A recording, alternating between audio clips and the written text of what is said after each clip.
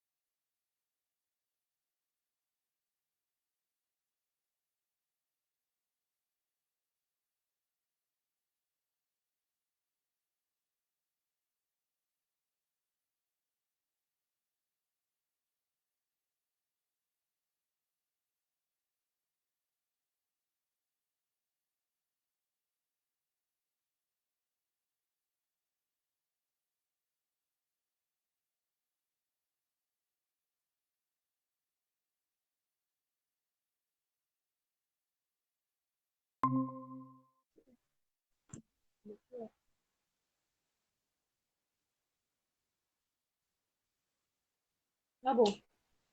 Gabung.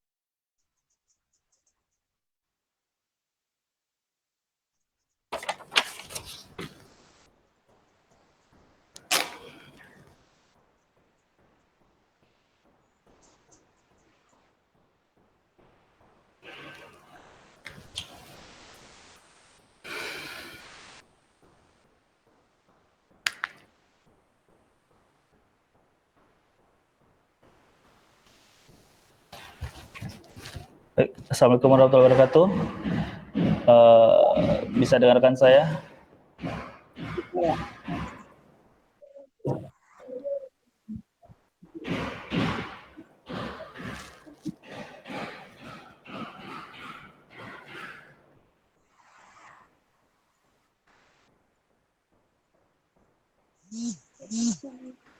Yang lain apa bisa mendengarkan suara saya?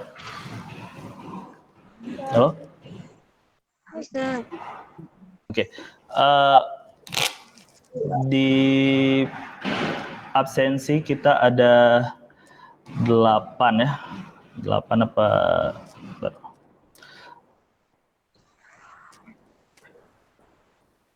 11. Kita ada 11 mahasiswa, sedangkan yang join sekarang saya cek baru sekitar 5 orang. Kita akan menunggu sekitar 3 menit lagi. Kalau memang tidak ada, kita akan lanjutkan untuk memulai mata kuliah rekayasa perangkat lunak ya. Kita akan mulai dalam 2 menit lagi ya. Baik, Pak.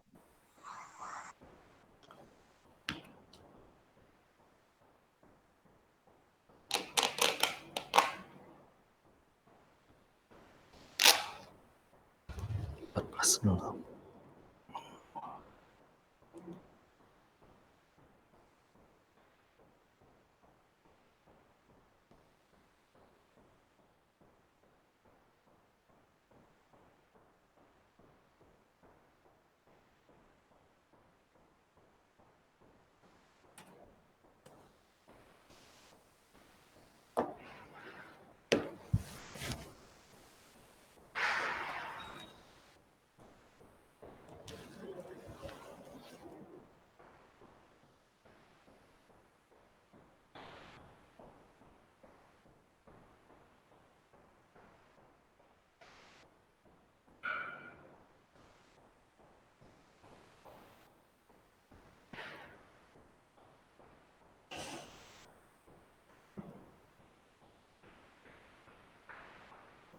Untuk yang hadir, kita wajibkan untuk mengaktifkan kamera, ya. Sekaligus nanti pihak UB On TV akan melakukan absensi kehadiran kalian.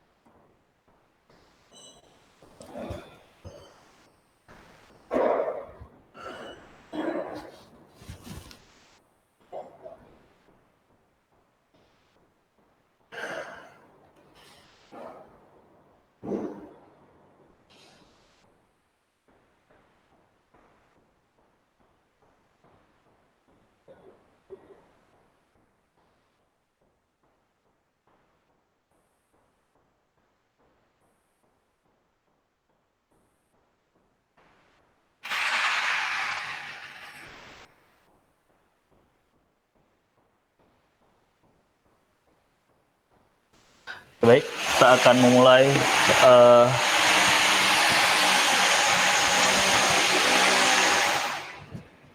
sebentar. Apa?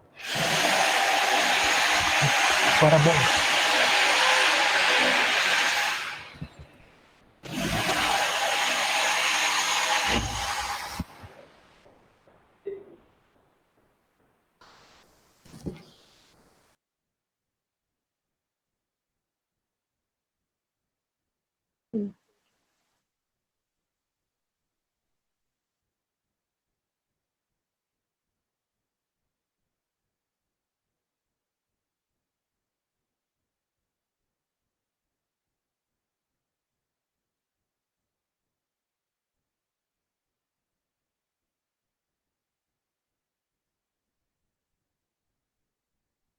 Atau karena saya pakai ini dengar kali suaranya. Ya, tapi di TV masih kedengaran juga sih. Coba tes.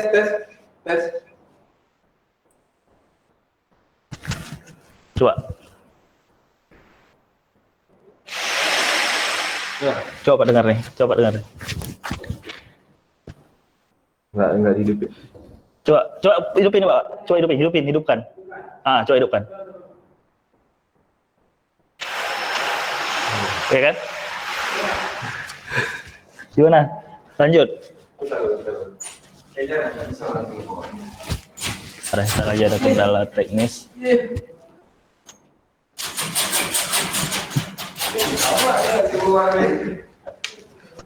Matikan mic lu.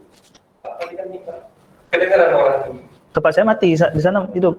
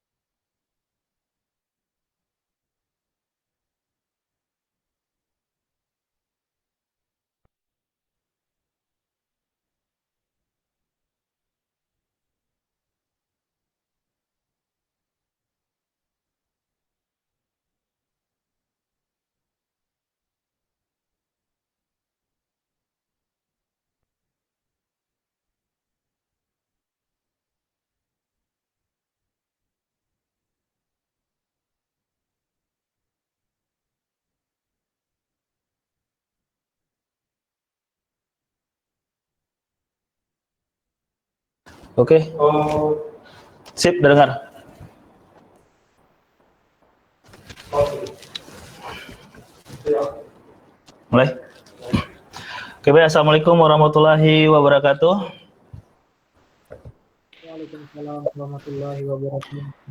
Oke, kita bertemu kembali dalam acara live streaming UB On TV e-learning Universitas Ubudiyah Indonesia. Bersama saya hari ini untuk mata kuliah rekayasa perangkat lunak. Kita hari ini masih baru pertemuan pertama ya, di minggu kedua, tapi kita mulai pertemuan pertama untuk live streamingnya. Terima kasih untuk semua yang sudah hadir hari ini.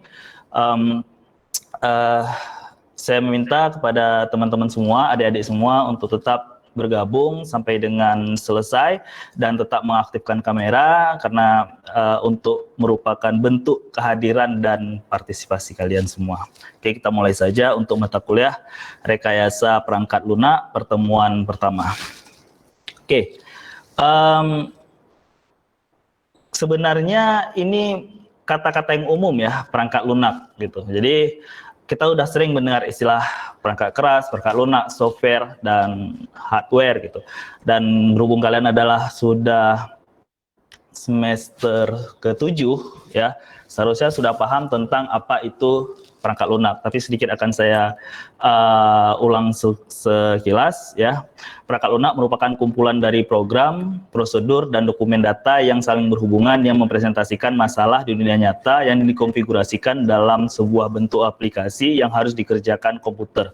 Sebenarnya istilah dari perangkat lunak ini sudah terlalu banyak melakukan penggeseran. Ya, ada sedikit pergeseran makna mengenai apa itu perangkat lunak. Sebenarnya kalau kita melihat secara dasarnya, konsep dasarnya, semua yang berhubungan atau yang menyampaikan informasi itu sebenarnya ada perangkat lunak. Tapi dulu pada saat pertama kali diterapkan, yang dimaksud dengan perangkat lunak adalah pendamping untuk menjalankan suatu perangkat keras gitu. Jadi kalau zaman dulu itu kalau misalkan AC misalkan ya, kalian semua di rumah ada AC, kalian di situ bisa ngatur timernya ya, kalian bisa ngatur timing waktunya, kalian bisa ngatur suhunya, ada sensor suhu, itu juga ada perangkat lunak di dalamnya gitu ya. Televisi juga ya, apalagi sekarang konsepnya smart TV, itu ada juga perangkat lunak di dalamnya. Nah, tapi kalau misalkan di konsep sekarang ini, kalau misalkan kita mengatakan rekayasa perangkat lunak adalah fokus kepada aplikasi atau software atau sistem informasi yang akan kita rancang, yang akan kita kembangkan gitu. Jadi contoh kayak kalian misalkan anak 2017 sekarang ya, sudah semester ke-7 ya, dan bahkan ada beberapa mahasiswa yang saya lihat sudah akan mengambil skripsi ya, kita di sini di Universitas Ubudiyah Indonesia ada dua prodi yang Fakultas Ilmu Komputer, yaitu TI dan Sistem Informasi, Teknik Informatika dan Sistem Informasi. Berdasarkan hasil pengamatan, itu 90% rata-rata membuat perangkat lunak. 90% ya. Walaupun selebihnya 10% itu ada yang mengambil tentang microcontroller atau juga mengenai analisa. Ya, analisa sangat minim sekali, sangat sedikit. Microcontroller lumayan lah. Tapi kembali lagi, microcontroller juga sebenarnya untuk programming sensornya juga menggunakan perangkat lunak gitu. Jadi bisa katakan dominannya ya, rata-rata menggunakan atau membuat perangkat lunak. Nah, tujuan kita belajar tentang rekayasa perangkat lunak adalah bagaimana kita membuat perangkat lunak yang bagus, yang sesuai dengan ketentuan dan metode bagaimana merancang suatu perangkat lunak. Nah, jadi mungkin kalian selama mata kuliah juga pernah membuat suatu perangkat lunak. Saya yakin kalau kalian mengambil mata kuliah PBO, pemrograman berbasis objek, atau pemrograman mobile, atau bisa juga web 1 dan web 2, pasti kalian membuat perangkat lunak kan? Buat website, buat sistem informasi. Nah, tapi ketika kalian buat itu, kalian fokus pada tugasnya aja. Misal, buat sebuah perangkat lunak untuk form login, misalkan. Oke, buat semuanya, selesai. Nah, untuk membuat suatu perangkat lunak yang baik, itu tidak seperti itu cara membuatnya, ya. Tidak benar kalau bisa membuatnya hanya sekedar, itu tadi contoh hanya kalau misalkan kita membuat tugas. Tapi kalau kita membuat suatu perangkat lunak yang baik, kita mulai dari awal itu melakukan analisa dulu. menganalisa mengenai apa yang ingin kita buat untuk menyelesaikan permasalahan apa. Jadi perangkat lunak yang kita buat ini, misal kita membuat perangkat lunak untuk suatu proyek bisnis misalkan. Nah, proyek bisnis itu untuk menyelesaikan permasalahan apa, untuk membuat apa. Nah, ini penting sekali. Ya, oleh karena itu perangkat lunak yang ingin kalian buat, kalian harus tahu dulu ini dibuat untuk apa. Nah, jadi konsep perangkat lunak yang akan kita pelajari itu tertata dengan benar, ya, terdeskripsi dengan baik, dan semuanya itu lengkap dengan dokumentasi bagaimana konsep perancangannya. Oleh karena itu, rekayasa perangkat lunak merupakan satu kesatuan dari suatu tahapan, dari start awal sampai akhir bagaimana perangkat lunak itu diciptakan atau bagaimana perangkat lunak itu dibuat. Oleh karena itu, dalam hal kita membuat suatu perangkat lunak, jangan lupa kita melakukan pencatatan mulai dari pemrograman, prosedur, sampai dokumen-dokumen pendukung lainnya. Hal ini untuk memudahkan bagaimana ketika kita melakukan pengembangan dari perangkat lunak yang kita buat. Ya, jadi nggak bisa tuh perangkat lunak itu asal dari karena ini suatu instansi atau suatu perusahaan atau kita nih nggak punya nih produk perangkat lunak ini, bagaimana kalau kita buat? Nah, tidak berdasarkan dari itu, tapi dari segi ketika kita merancang sebuah perangkat lunak, ini difokuskan untuk menyelesaikan permasalahan atau untuk ditujukan kepada siapa. Jadi itu jauh lebih baik. Oke. Nah, ini yang saya katakan tadi, mengapa kita belajar RPL gitu. Kenapa RPL itu penting? Kenapa rekayasa perangkat lunak itu penting? Jadi di Universitas Sebuah Indonesia, rekayasa perangkat lunak merupakan mata kuliah yang sebenarnya mata kuliah ini adalah diharuskan bagi yang akan mengambil skripsi tentang perangkat lunak. Ya, jadi supaya kalian tahu bagaimana cara membuat perangkat lunak yang baik. Karena semua yang kalian pelajari di perangkat lunak, rekayasa perangkat lunak itu tertulis di bab 3 metodologi penelitian. Ya. Jadi kalau kalian bab 3 itu metodologi penelitian, isinya adalah bagaimana metode yang kalian gunakan untuk membuat suatu rekayasa perangkat lunak. Jadi bisa dikatakan bahwa sebenarnya rekayasa perangkat lunak merupakan hal yang wajib kalian pelajari kalau kalian ingin membuat suatu perangkat lunak sebagai bahan kalian membuat skripsi. Karena kalau kalian misalkan tools yang kalian gunakan, misalkan membuat suatu pemrograman ya dengan bahasa tertentu, kalian sudah menguasai softwarenya, kalian sudah menguasai bagaimana cara membuatnya, tapi untuk menerapkan perangkat lunak tersebut bisa digunakan oleh user yang kalian tuju, kalian harus mempelajari bagaimana menerapkan rekayasa perangkat lunak kepada user yang kalian arahkan, ya, user yang kalian tuju untuk menerapkan suatu perangkat lunak. Oleh karena itu penting untuk melihat siapa user yang kalian sasarkan untuk membuat suatu perangkat lunak. Ya, saya ini sharing pengalaman.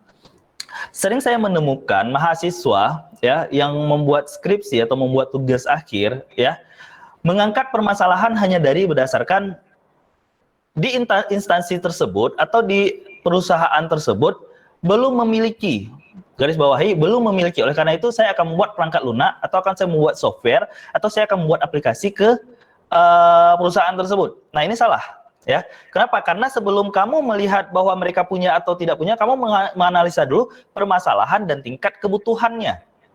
Ya, karena bisa jadi mereka tidak butuh atau bisa jadi mereka tidak perlu. Ya, jadi tidak perlu kalian membuat penelitian, tidak perlu kalian membuat skripsi, tidak perlu kalian membuat perangkat lunak kepada perusahaan atau instansi tersebut. Ya, karena terkadang kita membuat perangkat lunak itu memperhatikan siapa sasarannya. Ya, contoh misalkan seperti ini. Saat ini tahun 2020 rata-rata peralihan untuk perangkat lunak itu semua berbasis mobile. Ya, orang semua banyak sekarang perusahaan developer itu ya, pengembang software, pengembang aplikasi itu berlomba-lomba membuat aplikasi untuk mobile, aplikasi untuk smartphone. Pertanyaannya kenapa? Karena memang ya saya katakan bahwa pada saat sekarang, tahun sekarang, era milenial lah yang dikatakan, kita sangat terpaku atau kita sangat tergantung ya, sangat tergantung dengan aplikasi atau software yang biasanya ada di smartphone kita. Gitu. Nah, oleh karena itu banyak perusahaan-perusahaan atau developer pengembang aplikasi untuk fokus bagaimana membuat software yang berbasis mobile. Nah, kembali lagi kalau misalkan kalian membuka Play Store misalkan, ya Play Store, di situ kan semua kalian bisa ngelihat tuh apa sih kebutuhan kalian terhadap software-software yang kalian inginkan. Misalkan ada di kategori misalkan untuk mendukung kerja kalian. Misalkan kalian butuh aplikasi yang bersifat messenger misalkan, pesan, ya pesan. Itu banyak sekali tuh. Mungkin ada sekitar puluhan aplikasi-aplikasi yang berbasis messenger, ya. Nah, bagaimana cara kalian memilih aplikasi yang akan kalian install di handphone kalian? Berarti kalian akan melihat apa sih kebutuhan kalian kan? Ya. Apa yang kalian lebih inginkan? Apa yang cocok sama kalian? Ya. Apa yang kira-kira oh ini saya akan gunakan, oh ini saya akan pakai, oh ini akan saya install. Jadi tidak semua yang ada di Play Store itu kalian akan install di smartphone kalian. Yang kalian install adalah yang kira-kira cocok dengan kalian. Cocok dengan kalian sebagai mahasiswa, cocok kalian sebagai pekerja, ya, cocok misalkan kalian untuk berkomunikasi dengan teman-teman yang lain, ya. Jadi ketika kalian menginstal aplikasi, itu kalian juga melihat apakah aplikasi ini sesuai dengan karakter kalian atau sesuai dengan apa yang kalian inginkan. Dia berhasil memenuhi keinginan saya sebagai seorang user, ya. Saya seorang user untuk suatu aplikasi A, dia berhasil memenuhi. Nah, ketika kalian membuat perangkat lunak juga seperti itu. Kalian tujuannya untuk siapa kalian membuat perangkat lunak? Misalkan saya membuat sistem informasi untuk digunakan oleh mahasiswa Universitas Ubudiyah Indonesia. Saya yang pertama kali lihat adalah apa yang diinginkan oleh mahasiswa Universitas Ubudiyah Indonesia untuk sebuah perangkat lunak. Ya, tidak bisa asal kata, oh Universitas Ubudiyah Indonesia belum punya, nggak bisa. Tapi lebih kepada Universitas Ubudiyah Indonesia, mahasiswanya butuh ini, mahasiswanya perlu ini. Ya, jadi kita melihat dari deskripsi kebutuhannya, bukan dari deskripsi apakah dia punya atau tidak. Karena bisa jadi perusahaan atau instansi tidak punya karena tidak butuh. Ya, oleh karena itu kalau kalian membuat perangkat lunak, kalian harus melihat dari hulu ke hilir, dari pertama kali kalian membuat. Kenapa kalian membuat aplikasi ini? Kenapa kalian membuat rekayasa perangkat lunak ini? Nah, karena kalian butuh, karena kalian karena dibutuhkan oleh user menginginkan itu gitu. Nah, bagi kalian yang membuat skripsi, kalian harus belajar tentang konsep rekayasa perangkat lunak. Kenapa? Karena kalian tidak hanya membuat asal jadi. Yang kalian buat adalah sesuatu yang memang akan dipakai nantinya. Akan dipakai oleh user, akan dipakai oleh masyarakat, akan dipakai oleh mahasiswa. Siapapun user itu. Akan dipakai oleh anak-anak. Ya. Pernah saya mahasiswa datang mengajukan skripsi, ya judul, terus saya tanya siapa sih usernya? Usernya Pak anak-anak yang menggunakan karena dia buat aplikasi untuk game ya, permainan anak-anak. Terus dia katakan bahwa yang akan memakai aplikasi ini nanti anak-anak Pak, umurnya di bawah 10 tahun, anak SD katanya. Nah, lalu saya melihat rancangannya dari segi komposisi warna, dari segi komposisi karakter, dari sisi komposisi kenyamanan itu enggak untuk anak-anak. Anak-anak nggak akan mau pakai seperti itu. Nah, ini menandakan bahwa untuk membuat suatu rekayasa perangkat lunak, kita harus melihat dulu apa yang diinginkan orang, apa yang kira-kira sasaran user yang kita arahkan itu dia akan suka. Ya. User yang akan kita sasarkan itu, oh dia akan nyaman menggunakan ini. Nah, dan bahkan konsep dari rekayasa perangkat lunak ini dipakai oleh beberapa perusahaan-perusahaan besar. Jadi perusahaan besar itu kalau dia mempekerjakan seorang software developer, seorang pengembang aplikasi, pengembang software, atau yang mempekerjakan orang di bagian programming, orang tersebut harus mempunyai ilmu bagaimana mempelajari dari konsep perangkat lunak. Ya, oke. Rekayasa perangkat lunak berkaitan dengan teori, metode, dan alat untuk pembangunan perangkat lunak secara profesional. Nah, rantainya seperti ini, mulai dari analisa, konsep permasalahan, rancang desain, hingga kebutuhan. Nah, kebutuhan ini adalah kebutuhan untuk melakukan merancang desain tadi. Nah, yang paling pertama adalah kita melakukan analisa. Nah, ini paling dasar sekali, ya. Oleh karena itu, mahasiswa kalau misalkan ingin membuat perangkat lunak, ketika datang kepada saya, biasanya kalau misalkan dia buat judul, saya tidak pernah tanya judulnya apa dulu. Pak, saya ada judul nih. Saya nggak pernah tanya, apa sih judul kamu nggak? Kamu mau menyelesaikan permasalahan apa dan di mana? Itu selalu saya tanya. Ya, karena masih banyak mahasiswa yang mencari judul hanya karena Pak saya pengen buat ini. Oh sebentar dulu, kalau kamu pengen buat itu atas dasar apa buat pengennya itu tadi, ya? Makanya ketika kita mau membuat sebuah judul, kamu melakukan analisa dulu bahwa memang software yang kalian mau buat, sistem informasi yang kalian buat, atau aplikasi Android yang ingin kalian buat, itu memang sudah kalian lakukan analisa mengenai, Pak ini merupakan solusi yang bagus kalau saya ingin membuat suatu skripsi untuk menyelesaikan atau untuk membuat suatu penelitian untuk menyelesaikan permasalahan A, jelas. Ya, oleh karena itu kalian bisa melihat di form pengajuan judul itu ada topik permasalahan, metode hingga manfaat kita tanyakan. Ya, judul itu apa ya? Kebanyakan mahasiswa juga judulnya tidak mendeskripsikan apa yang dia buat gitu. Misalkan perancangan bla bla bla pada kantor bla bla udah selesai dan kita kan nggak tahu itu fokusnya kemana gitu. Ya, oleh karena itu penting sekali untuk kalian melakukan analisa awal. Ya, penting sekali untuk kalian melakukan analisa awal. Ya, jadi analisa awal itu mulai daripada apa sih permasalahan yang ingin kalian selesaikan. Ya, ini fokus ya, ini fokus pada judul-judul yang kalian ingin angkat untuk perangkat lunak. Kenapa? Karena sebenarnya isi dari skripsi kalian, laporan kalian, mulai dari bab 1, bab 2, bab 3, bab 4, sampai kesimpulan bab 5, itu semuanya merupakan keilmuan di rekayasa perangkat lunak. Analisa itu ada di bab 1, kalau kalian perhatikan. Bab 1, pendahuluan, latar belakang masalah, itu di situ kita melakukan analisa. Di situ kita melempar semua, ya, hasil kuesioner misalkan. Ya, berdasarkan data hasil kuesioner, pengambilan data awal diperkirakan ya bahwa sekian user membutuhkan ini atau sekian user mengalami masalah mengenai ini. Terjadi penumpukan antrian yang panjang misalkan, ya. Misalkan permasalahannya adalah banyak siswa yang mengisi secara tidak terkomputerisasi melakukan kesalahan atau banyak terjadi kehilangan data. Itu sering terjadi ya. Ya. Jadi kalau misalkan tidak secara komputerisasi masih melakukan kata-katanya biasa dikatakan secara manual ya. Secara manual atau secara konvensional itu sering terjadi kehilangan data. Nah, itu kan analisa ya. Bahwa dalam setahun ya terjadi kehilangan data dari misal data KRS mahasiswa atau KHS mahasiswa pada tahun sekian. Kenapa? Karena tidak dilakukan backup secara terkomputerisasi. Nah, itu bukan masalah.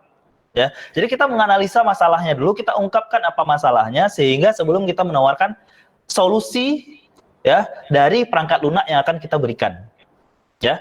Oleh karena itu, rekayasa perangkat lunak harus mendekati pendekatan yang sistematis dan teratur dan juga menggunakan alat dan teknik yang cocok sesuai dengan masalah yang akan dipecahkan. Oleh karena itu, sumber dari permasalahan harus jelas, gitu, ya. Jadi rekayasa perangkat lunak itu sedikit mengajarkan pengembang aplikasi untuk membuat suatu aplikasi atau suatu software secara sistematis. Sistematis itu artinya berurutan ya. Ya. Jadi nggak ada lagi istilahnya misalkan ada step yang kehilangan gitu. Ya, jadi beberapa kalau misalkan kalian buat skripsi pun itu pasti di tahap akhir sebelum implementasi ada tahap pengujian, tahap uji coba. Tahap uji coba sistem itu ada. Sebelum tahap uji coba juga ada namanya penerimaan sistem terhadap user. Ya, istilahnya kayak accepted model lah. Ya, bagaimana model terbaru dari perangkat lunak yang kalian tawarkan itu diterima oleh user. Nah, itu juga ada tahap seperti itu. Oleh karena itu, sistematisnya itu artinya mulai dari analisa awal permasalahan sampai implementasi aplikasi itu jelas. Ya. Jadi nggak ada yang terskip.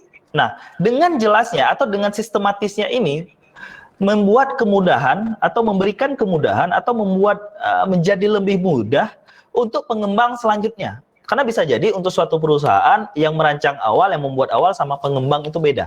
Tapi kalau misalkan pengembang tidak punya dokumentasi atau pengembang tidak punya apa kita bilang dokumentasi secara sistematis perancangan awal, ini yang jadi sulit. Ya, perangkat lunak tersebut akan sulit untuk dikembangkan, akan sulit untuk diterapkan atau dikembangkan atau dilakukan pembaharuan atau lakukan update lah istilahnya. Lakukan update. Kenapa? Karena tidak dilakukan sebelumnya, perancangan sebelumnya tidak dilakukan secara sistematis. Oke. Sebelum uh, kita lanjut ke topik selanjutnya ya atau pembahasan selanjutnya, kita ada jeda dulu ya, ada jeda untuk iklan ya. Mungkin kita akan kembali lagi, jadi tetap untuk bergabung ya, tetap bergabung untuk mata kuliah ini. Kita akan kembali lagi setelah pesan atau setelah iklan berikut. Oke.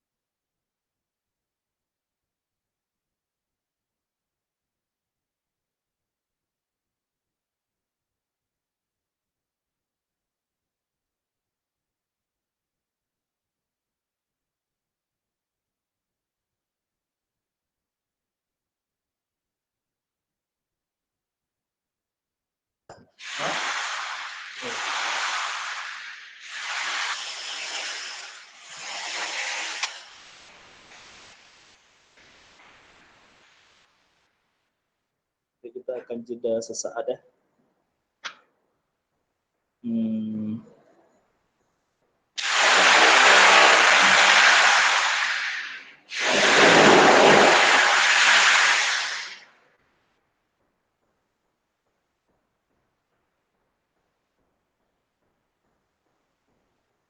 Nanti di tahap terakhir, di sesi terakhir, saya akan membuka sesi tanya jawab.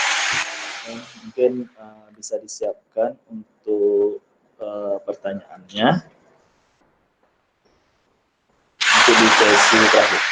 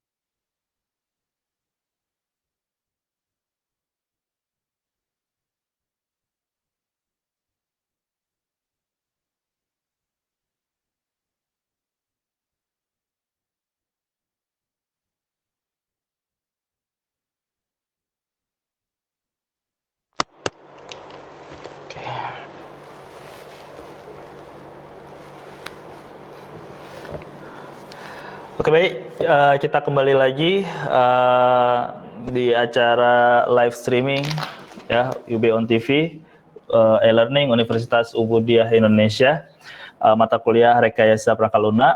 Sebelumnya saya minta maaf, ada kendala teknis di UB on TV sehingga kita tadi sedikit terpending ya, tertunda untuk masuk ke sesi kedua. Sekarang kita sudah berada di sesi kedua untuk rekayasa perangkat lunak. Oke, karena ini tadi udah jeda sedikit panjang, mungkin saya akan melakukan review sedikit ya mengenai RPL. Jadi saya sedikit mengulang bahwa jadi intinya rekayasa perangkat lunak adalah penerapan pendekatan yang sistematis, disiplin dan dapat diukur terhadap pengembangan operasi dan pemeliharaan dari perangkat lunak. Dan juga merupakan studi tentang pendekatan-pendekatan tersebut, yaitu bagaimana penerapan teknik atau rekayasa terhadap perangkat lunak. Dan juga bisa dikatakan rekayasa perangkat lunak merupakan disiplin rekayasa yang berkaitan dengan semua aspek bagaimana melakukan produksi atau membuat dari perangkat lunak dari tahap awal spesifikasi sistem sampai dengan pemeliharaan sistem ketika sistem itu sudah diterapkan atau bagaimana sudah digunakan. Jadi dari resume ini kita dapat beberapa poin penting ya. Yang pertama adalah penerapan pendekatan dari rekayasa perangkat lunak itu bersifat sistematis, disiplin dan dapat diukur bagaimana terhadap pengembangannya ya. Dan jadi ketika kita melakukan pengembangan sampai kepada maintenance untuk pemeliharaan itu harus secara sistematis dan menggunakan metode yang sesuai. Jadi kalau misalkan kalian nanti menggunakan satu metode, nanti kita akan belajar bagaimana pemilihan metode yang tepat dan bagaimana menerapkan metodenya. Tapi sebelumnya ketika kalian akan menentukan satu metode, kalian harus konsisten. Ya, jadi kalau kalian mengambil satu metode untuk bagaimana mengembangkan suatu sistem, konsisten menggunakan metode itu, konsisten menerapkan metode itu, jangan pernah lari dari metode yang sudah kalian ajukan atau metode yang sudah kalian terapkan. Itu tujuannya adalah untuk bagaimana kalian melakukan pengembangan ke depan dengan metode yang ada. Gitu. Jadi metode yang kalian terapkan itu mulai dari bagaimana merancang awal sampai kepada uji coba terhadap user atau uji coba terhadap sistem. Dia ada dua, nanti kita akan pelajari juga bagaimana menerapkan uji coba tersebut ya. Mungkin kalau mahasiswa seringlah saya nengok menggunakan metode black box, tapi fokus adalah kita menggunakan dua metode umumnya, yaitu metode bagaimana menerapkan terhadap user dan bagaimana terhadap sistem dalam hal pengujian ya, dalam hal uji coba sistem yang akan kita gunakan. Jadi ketika kita membuat suatu perangkat lunak, apakah perangkat lunak itu bagus atau tidak, layak atau tidak, baik atau tidak, itu bukan sebagai pengembang yang menilai, tapi sasarannya, user yang akan kita tujukan. Ya, user yang kita tujukan adalah sekelompok masyarakat di wilayah A. Yang mengatakan bahwa aplikasi kita bagus dan bisa diterapkan adalah user yang berada di wilayah A, menjadi sasaran di poin permasalahan awal tadi. Ya, jadi tidak bisa kalau misalkan aplikasi ini sudah bagus, aplikasi ini sudah oke, aplikasi ini sudah sangat sempurna. Yang mengatakan siapa? Pengembang. Ini tidak bisa. Ya, oleh karena itu untuk mengatakan aplikasi ini bagus adalah sasaran yang akan menjadi pemakai aplikasi kita tadi. Ya, sampai kepada pemeliharaan dan sampai kepada setelah sistem ini digunakan, itu perangkat konsep dari RPL masih tetap kita gunakan. Ada 3 poin penting ya dalam hal rekayasa perangkat lunak. Pertama, pengembangan perangkat lunak skala besar tidak mungkin dapat dikerjakan oleh satu orang saja.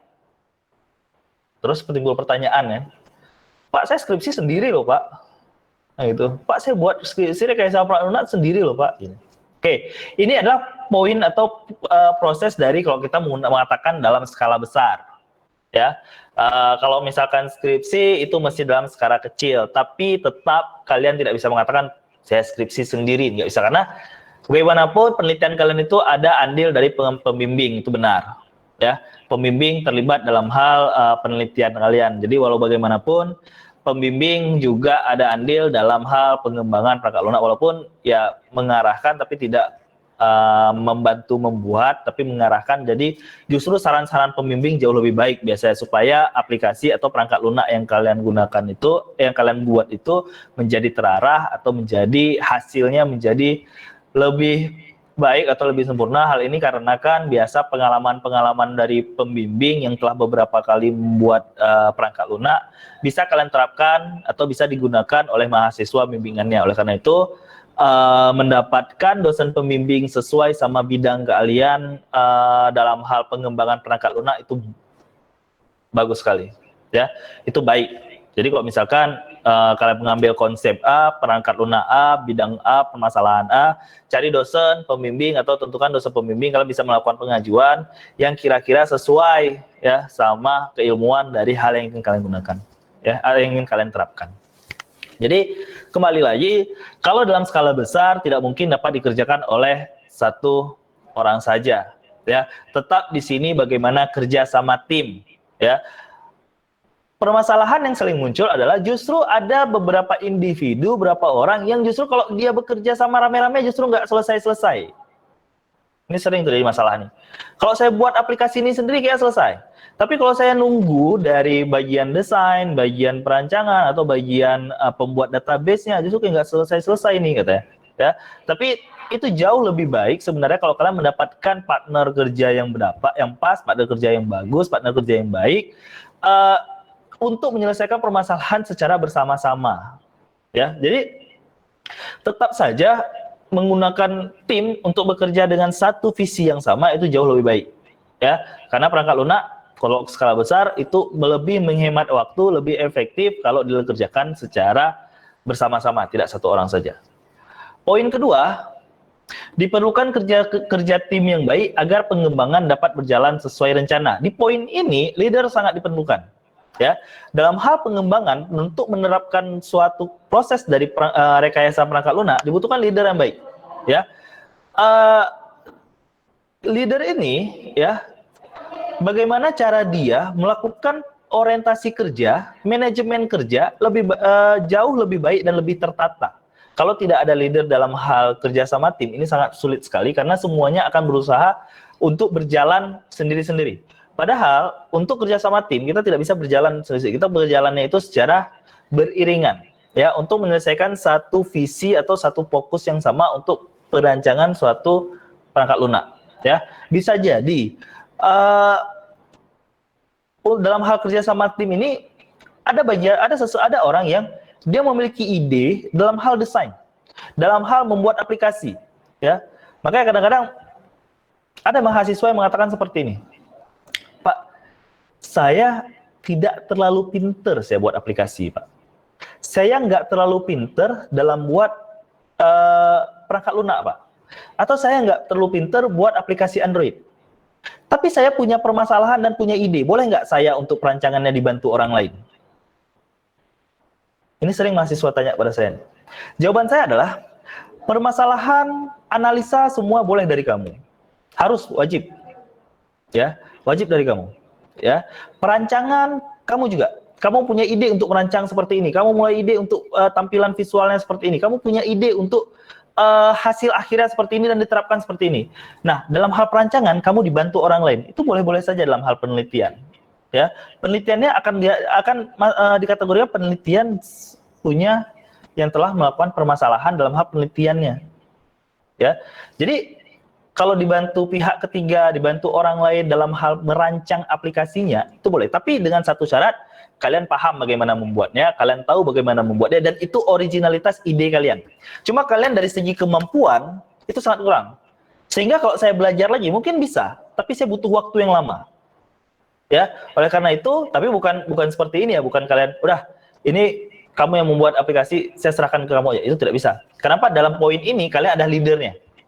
Kalian adalah pimpinannya.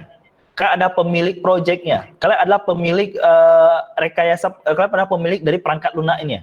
Ya. Sehingga kalian yang punya keilmuan dalam hal konsep rekayasa perangkat lunak, tapi kalian minim dalam hal merancang, mendesain, atau membuat suatu karya perangkat lunak, kalian bisa menggunakan bantuan pihak ketiga, tapi rancangan, desain, tampilan, semua harus dari kalian. Ide kalian. Untuk menyelesaikan permasalahan apa? Kalian. Karena sering terjadi ketika menyerahkan rancangan ke orang lain, ya, lalu ketika di sidang, ini nggak sinkron antara permasalahan sama perangkat lunak yang diberikan. Kenapa? Kalian sebagai leader, sebagai pemilik penelitian, pemilik riset, tidak melakukan koordinasi atau tidak melakukan kerjasama yang baik, ya, sehingga hasilnya juga tidak baik ketika di laporan berbeda dan hasilnya berbeda, Ya, jadi kalau misalkan dibantu oleh pihak ketiga dalam hal merancang, itu boleh, ya, sah-sah saja, tidak masalah, ya, asalkan kalian terlibat dalam proses perancangan, ya. Tapi dari segi kemampuan kalian kurang, dari segi kemampuan nih kurang, tapi dibantu orang lain boleh. Tapi kalian paham dan itu originalitas ide kalian. Kalian mempunyai keilmuan tentang membuat perangkat lunak, ya, bagaimana melakukan analisa, ya, bagaimana kalian melakukan konsep desain yang sesuai sama sasaran target, ya. Target sasaran kalian adalah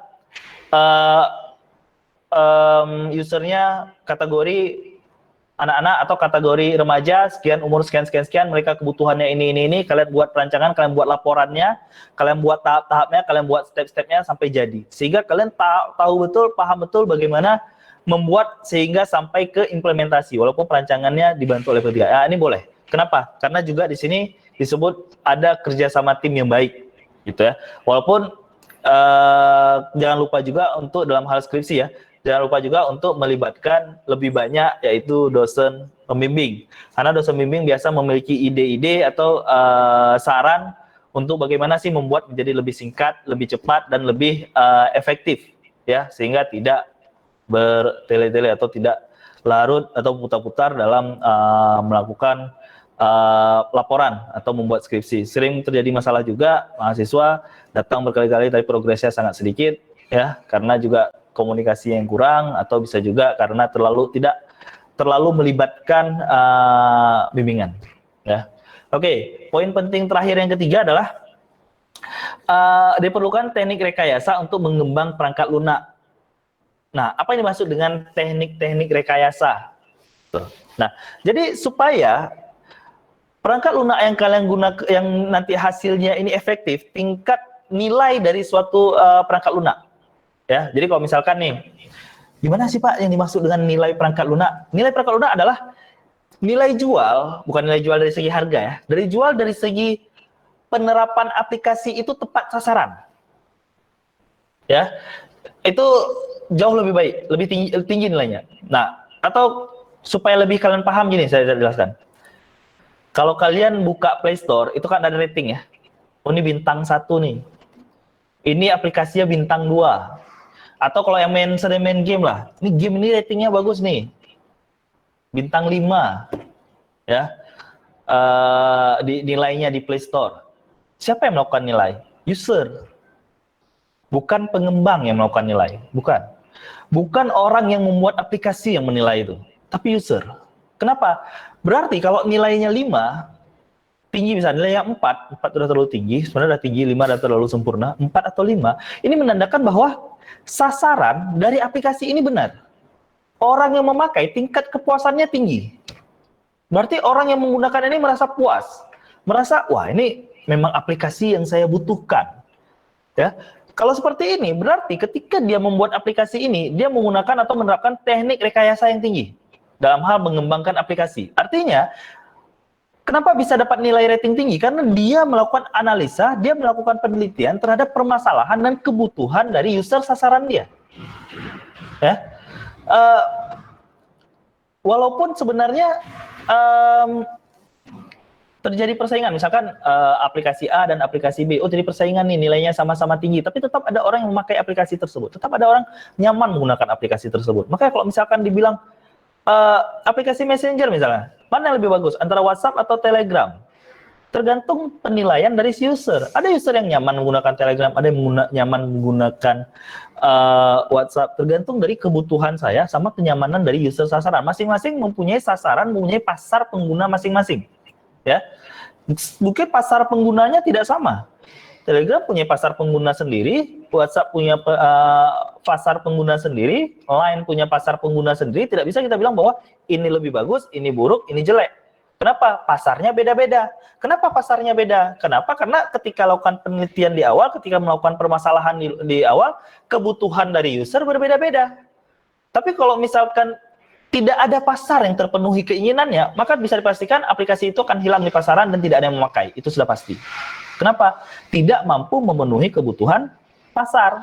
Nah, demikian juga ketika kalian melakukan riset, jika kalian melakukan penelitian, ketika kalian membuat rekayasa perangkat lunak, ketika kalian membuat perangkat lunak dengan menerapkan metode-metode RPL, Ya, pastikan juga sasarannya siapa. Siapa yang menggunakan aplikasi ini? Sasarannya siapa? Ya, siapa yang akan nanti menerapkan aplikasi saya ini? Itu harus jelas dulu. Kalau itu nggak jelas, ya udah aplikasi kalian, perangkat lunak yang kalian gunakan hilang di pasaran. Ya, tidak akan digunakan oleh orang lain. Oke. Ini proses rekayasa perangkat lunak secara garis besar ya, secara umum. Karena nanti kita akan minggu depan kita akan belajar secara detail aja. Ya, ini secara umum proses dari rekayasa perangkat lunak itu ada 4 poin. Ada 4 poin penting dalam hal rekayasa perangkat lunak, mulai dari start awal sampai finish, ya, secara garis besar.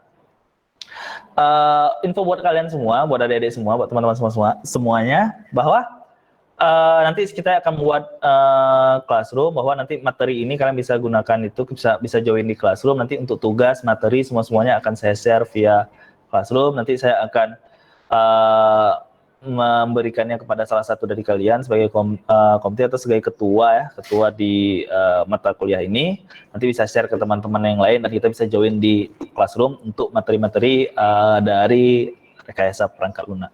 Oke.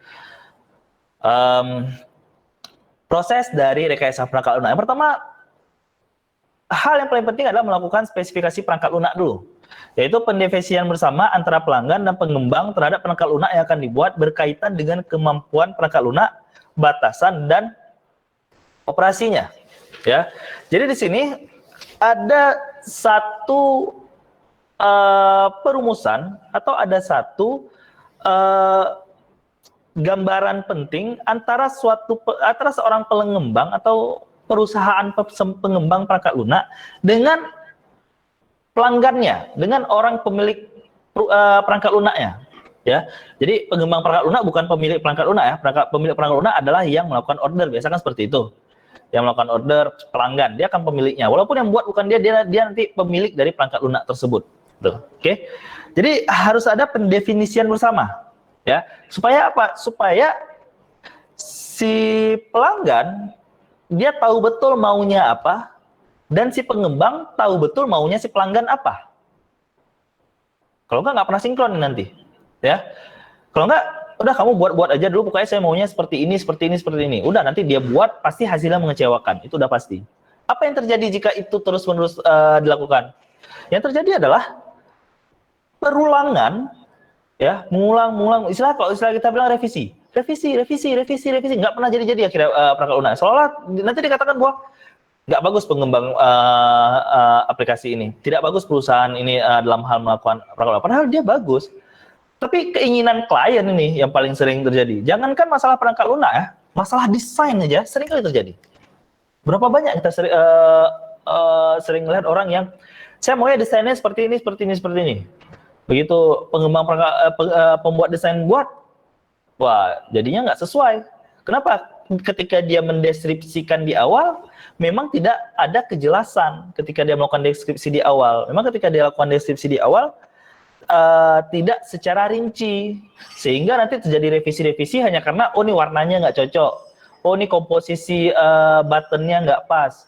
Oh ini saya maunya di sebagian ini space-nya dikosongkan, pindahkan ke bagian atas. Bisa sering terjadi seperti itu. Sehingga untuk rancang aja bisa revisi berkali-kali. Kenapa? Karena sketsa awal atau perencanaan awal tidak ada istilahnya itu tadi pendefinisian bersama apa yang diinginkan. Gitu. Kalau itu terjadi terus menerus, wah tidak selesai perangkat lunaknya. Sehingga yang terjadi adalah molor. Molornya itu seharusnya perangkat lunak ini untuk satu proyek dia bisa selesai dalam waktu 5-6 bulan, bisa hampir setahun nggak selesai proyek ini. Ya, itu 4 bulan 5 bulan itu udah maksimal biasanya tuh. Ya, tapi nggak selesai. Kenapa? Karena revisi.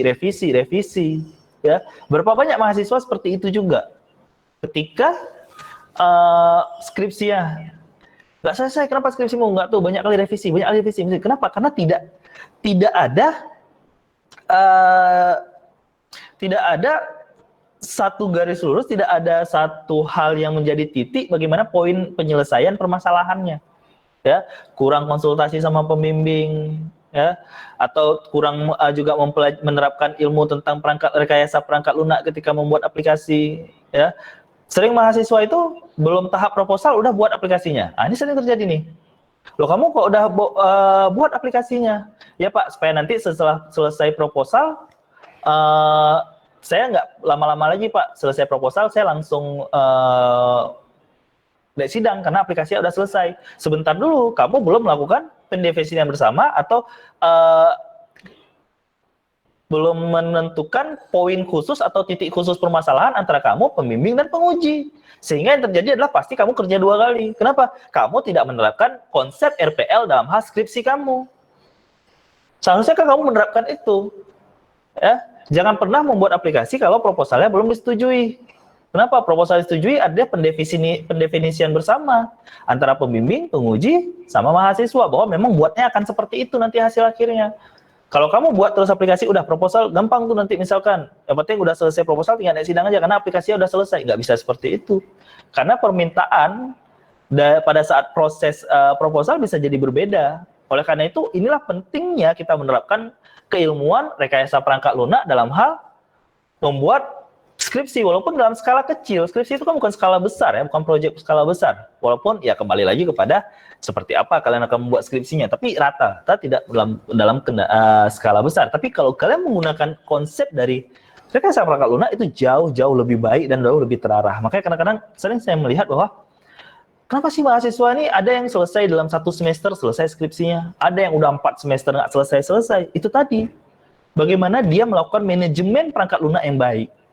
Bagaimana dia membuat aplikasi yang baik, dia melakukan penulisan, dia membuat laporan yang sangat tertata dengan baik, sehingga selesainya tepat waktu, tidak molor, gitu. Kalau enggak ya pasti terjadi ketidaksesuaian antara perencanaan di awal sama waktu selesainya. Oke, proses RPL yang selanjutnya, bagian kedua yaitu pembangunan perangkat lunak. Setelah tadi kita poin pertama selesai, adanya pendefinisian bersama bahwa sudah jelas bahwa rancangannya seperti apa, konsepnya seperti apa, yang mau dibuat seperti apa, metode apa yang akan diterapkan, bahkan juga kita udah tahu aplikasi ini nanti di platform apa berjalannya, baru kita melakukan perancangan dan implementasi dari perangkat lunak. Walaupun nanti ini perancangan implementasi ini tersebar lagi ya, banyak lagi nih rinciannya. Nanti akan kita, makanya saya katakan nanti di pertemuan ke depan kita akan membahas tentang proses RPL lebih rinci lagi, ini secara garis besar aja. Nah, setelah tadi selesai baru kita bisa buat merancang untuk perangkat lunak. Tapi pendefinisian bersama harus selesai dulu. Ya, kalau enggak ya kita ngulang lagi nih. Kalau enggak setelah kita rancang dan diimplementasikan, wah nggak sesuai. Ini perancangan udah selesai nih, udah diimplementasikan nih, nggak sesuai ternyata. Kenapa? Karena pendefinisian yang bersama tadi nggak ada, ya, tidak pada sampai satu titik yang diinginkan, gitu. Oke. Selanjutnya yaitu melakukan validasi perangkat lunak, yaitu pemeriksaan perangkat lunak untuk memastikan bahwa perangkat lunak sudah memenuhi kebutuhan pelanggan. Lakukan validasi, ya. Validasi ini sebenarnya ya tahap pengujian lah kalau misalkan di skripsi kalian. Ya, ada tahap pengujian kelayakan namanya. Ya, kalau kelayakan perangkat lunak itu salah satu metode yang pernah saya gunakan atau juga sebenarnya umum sih menggunakan teknologi accepted model. Bagaimana model teknologi perangkat lunak diterapkan kepada user sehingga kita memberikan penilaian terhadap aplikasi melalui user. Ya, jadi user puas tuh, user suka. User sesuai sama apa maunya dia. Nah, itu di situ kita lakukan penilaian sehingga kita dapat nilainya nanti, ya, menilai dari perangkat lunak tersebut. Nah, tujuannya adalah kita memastikan bahwa perangkat lunak itu sudah memenuhi kebutuhan tadi. Ini kan makanya saya bilang tadi cari permasalahan untuk memenuhi kebutuhan sehingga menjadi solusi. Bukan hanya karena Pak di sana nggak ada kayak perangkat lunak ini, mungkin nggak butuh. Bukan berarti harus kita buatkan, gitu. Jadi ingat tujuan kita melakukan perangkat lunak menyelesaikan permasalahan untuk memenuhi kebutuhan pelanggan atau memenuhi kebutuhan dari user, ya. Nah, setelah kita lakukan validasi perangkat lunak sudah oke nih, sudah fix, ya, sudah jelas arahnya kemana, baru kita lakukan terakhir evolusi perangkat lunak. Nah, evolusi perangkat lunak sebenarnya adalah pengembangan atau pengubahan perangkat lunak yang mengikuti tuntunan perubahan atau dari lingkungan lah, misalnya kita bilang. Contoh, Contohnya misalkan ya kalau misalkan dulu itu semuanya berbasis web, sekarang sudah berbasis Android. Kalau misalkan dulu tuh mahasiswa ya kalau misalkan mau cek nilai KHS, KRS, info menunggak SPP atau apa tuh harus ke warnet dulu, buka desktopnya dulu atau buka web dulu, buka sistem informasi dari akademiknya dulu baru dapat info. Sekarang bisa melalui notifikasi, misalkan notifikasi secara online, secara real time di handphone masing-masing. Itu disebut dengan evolusi perangkat lunak. Jadi evolusi perangkat lunak ini dasar dari wah sebelumnya udah bagus, sudah ada, tapi terjadi tuntutan dari perkembangan zaman sehingga sehingga wajib untuk dilakukan perubahan. Nah, wajibnya melakukan perubahan ini untuk yaitu tadi supaya aplikasi kita, perangkat lunak kita tetap digunakan orang, tetap dipakai orang. Kita tujuannya itu. Tujuan kita membuat perangkat lunak adalah supaya perangkat lunak ini dipakai orang. Nah, menjadi masalahnya gimana kita mau dipakai orang kalau misalkan kita tidak melakukan evolusi terhadap perangkat lunak kita, tidak ada terjadi pengembangan terhadap perangkat lunak. Semua menurut saya sih semua seperti itu sekarang. Semua aplikasi, semua perangkat lunak sekarang mengalami evolusi berdasarkan kebutuhan daripada user. Makanya saya bilang di awal tadi pertama kali tadi, sekarang orang berlomba-lomba untuk membuat aplikasi yang berbasis mobile, ya. Kenapa? Karena evolusi perangkat lunak dan kebutuhan dari perangkat lunak. Oke. Di sesi terakhir ini saya membuka diskusi untuk tanya jawab, ya. Jadi kepada peserta mata kuliah rekayasa perangkat lunak ini, ya. Saya persilahkan untuk diskusi, ya, bukan berarti harus kasih pertanyaan untuk saya atau apa, enggak. Kita buka diskusi aja. Misalkan ada yang kurang jelas atau ada pertanyaan boleh juga, atau misalkan ada yang kurang jelas atau ada yang kurang memahami tentang konsep dari rekayasa perangkat lunak ini, ya, mungkin bisa dilakukan atau bisa diajukan pertanyaan. Oke. Jika ada yang ingin bertanya, bisa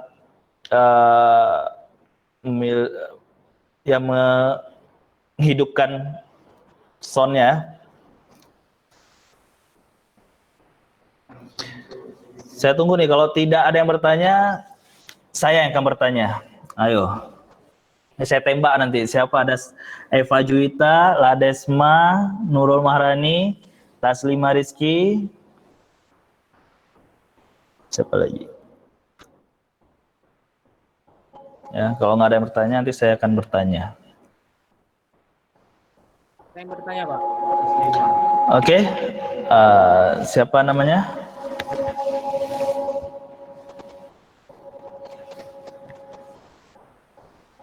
Taslima Rizky.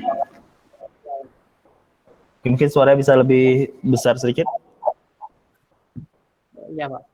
Oke. Jika kita membuat suatu aplikasi, apakah memiliki kriteria tertentu? Dan jika memiliki, apa saja, Pak, kriterianya? Sehingga aplikasi kita buat, jika kita membuat aplikasi, apakah ada kriteria tertentu? ya, Pak. Gitu ya? Ya, Pak. Oke. Pertanyaan dari Taslima Rizky, ya. Apabila kita membuat suatu aplikasi atau apabila kita membuat suatu perangkat lunak, apakah ada kriteria tertentu untuk mengembangnya, untuk membuat aplikasinya? Oke. Kalau kriteria terhadap aplikasi ya tergantung dari aplikasi itu mau dibuat seperti apa, ya. Makanya saya bilang tadi kembali lagi mengenai kebutuhan dari aplikasi itu tersebut, kebutuhan dari sistem informasi yang kita berikan tersebut. Karena sebenarnya perangkat lunak itu, ya, harus menjadi sumber informasi terhadap si pelanggan, ya. Jadi kalau misalkan si pelanggan atau misalkan user atau pemilik aplikasi yang akan membuat suatu aplikasi tersebut tuh harus bisa memenuhi keinginan dia. Jadi kalau misalkan kriteria dari suatu aplikasi bagaimana, ya? Tidak ada kriteria khusus untuk perangkat lunak sih sebenarnya, tidak ada perangkat lunak, tergantung. Makanya hal yang paling penting adalah lakukan analisa di tahap awal. Ini sangat penting sekali. Kita melakukan analisa di tahap awal supaya apa? Supaya kriteria-kriteria yang kita inginkan tadi, yang kita inginkan nanti, akan kita berikan nanti, itu memenuhi dari keinginan dari si user atau keinginan dari sasaran dari aplikasi yang kita inginkan gitu. Oke, mana tas 5?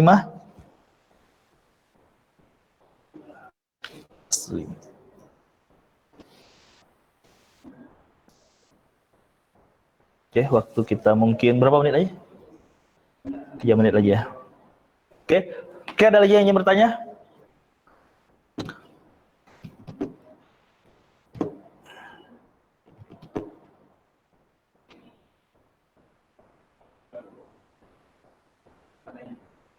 Oke, kalau nggak ada saya yang bertanya ya. Boleh ya? Oke, pertanyaan saya sederhana ya, mungkin mengenai materi yang saya berikan tadi ya.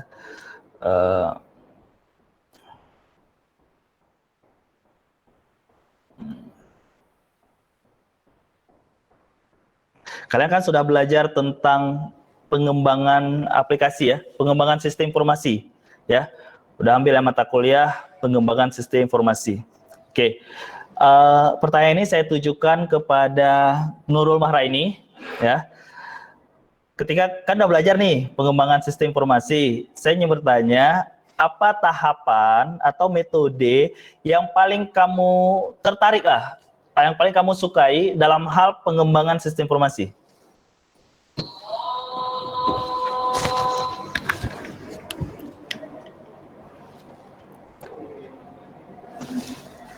Desainnya. Ya, saya tunggu nih. Nurul Maharani 33. Kan udah belajar tentang pengembangan sistem informasi nih. Nah, apa kira-kira metode atau konsep yang menurut kamu tertarik Pak untuk mengembangkan sistem informasi? Setahu saya akan menemukan step ini, dan ini. Oke. Cara mendesainnya, Pak. Ya, boleh jawab apa saja. Cara mendesainnya. Cara mendesainnya, maksudnya? Kan ada tahap-tahapnya. Jadi cara mendesainnya tuh yang saya sukai. Ya, gimana step atau cara ketika kamu akan melakukan desain misalkan?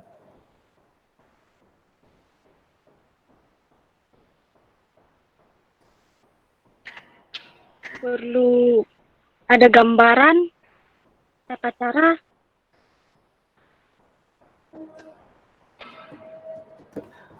Tata gambaran, tata cara. Oke, ini mungkin menjadi pelajaran juga atau bisa menjadi tugas juga buat kalian ya, bahwa nanti ke depan mungkin sebelum kita membuat buka perkuliahan, kita lebih bagus melakukan review dulu terhadap materi-materi yang sudah kita pelajari atau materi-materi yang sudah kita pelajari tentang mata kuliah terkait.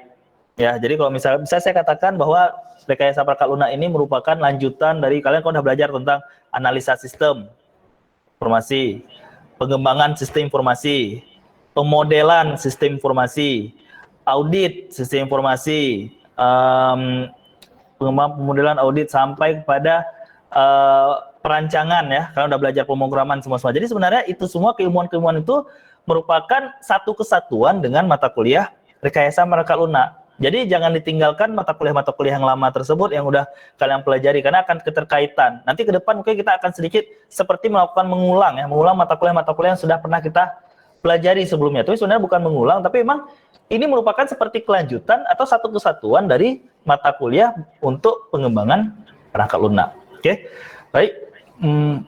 Karena waktu juga sudah selesai, saya ucapkan terima kasih atas kehadiran kalian hari ini ya. Eva Juwita, Adesma, Nurul Maharani, Taslima Rizky, ya saya ucapkan terima kasih untuk hadir hari ini. Jangan lupa nanti join di classroom ya untuk dapatkan materi dan tugas untuk mata kuliah rekayasa perangkat lunak. Oke, saya akhiri. Assalamualaikum warahmatullahi wabarakatuh.